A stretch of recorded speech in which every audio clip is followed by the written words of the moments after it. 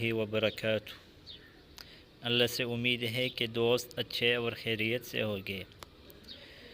ہم نے پہلے سبق کے جو تمرینات تھے ان کو شروع کیے تھے۔ پہلے تمرین کو پڑھ لیا جو سوالات اور جوابات تھے۔ آج دوسرا تمرین پڑھیں گے۔ تمرین کا معنی ہے مشق۔ آج دوسرا تمرین اور مشق پڑھیں گے جو صحیح اور غلط کے بارے میں ہے۔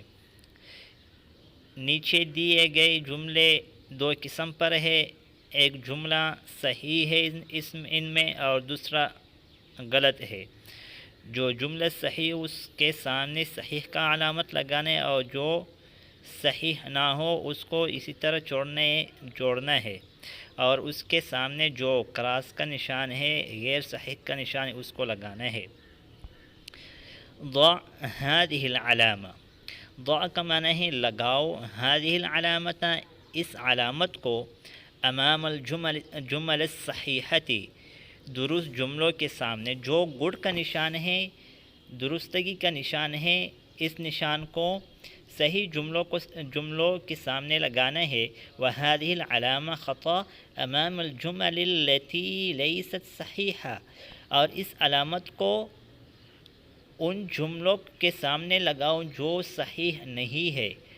وهذه العلامہ مطلب ہے ضع هذه العلامہ اس علامت کو لگاؤ جو کراس کا علامت امام الجمل التي ان جملوں کے سامنے لیست صحیحہ جو درست نہیں صحیح نہیں ہے۔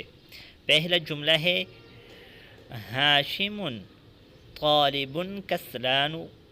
ہاشم سست طالب علم ہے، با ہے ہاشم طالب مجتہد۔ ہاشم محنتی طالب علم ہے۔ ہم نے سبق میں پڑھ لیا تھا کہ ہاشم محنتی طالب علم جو پہلا جملہ ہے الف کا ہاشم طالب کسلان غلط ہے تو اس کے سامنے خطا کا نشان لگائیں گے، اور جو با ہے اس جملے کے سامنے صحیح کا نشان لگائیں گے۔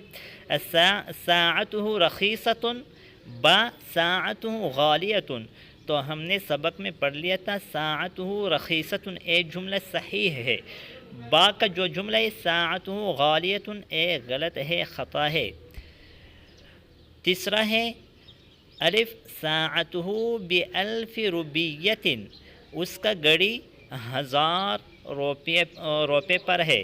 ساعتہ بمئۃ روپیۃ، اس کا گھڑی 100 روپے پر ہے، تو ہم نے سبق میں پڑھ لیا تھا اس کا گھڑی 100 روپے پر ہے، با صحیح ہے اور جو الف کا جملہ ہے غلط ہے۔ جملہ نمبر 4 الف اخواتہ بالمدینۃ المنورہ با اخواتہ بالہند۔ ہم نے پڑھ لیا تھا کہ اخواتہ بالمدینۃ المنورہ جو اس کے بہنیں مدینہ منورہ میں ہے، یہ صحیح ہے جملہ جو الف کا ہے، اور با کا جو جملہ ہے اخواتہ بالہند اس کے بہنیں ہندوستان میں یہ غلط ہے۔